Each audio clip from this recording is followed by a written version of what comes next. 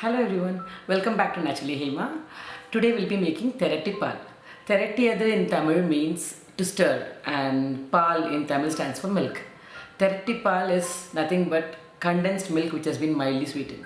Therattipal is a very traditional dish from Tamil Nadu and it is made with just basic two ingredients, milk and jaggery. Now when I say Therattipal, a lot of us wonder how is it different from a Palkova.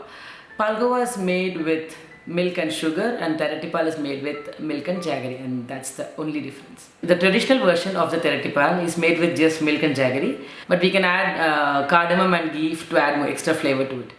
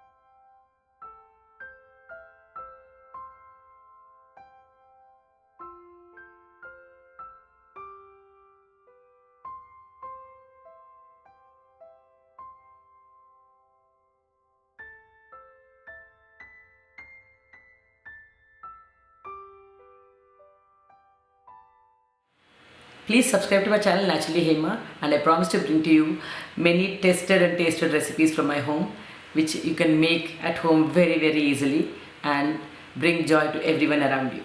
Thank you.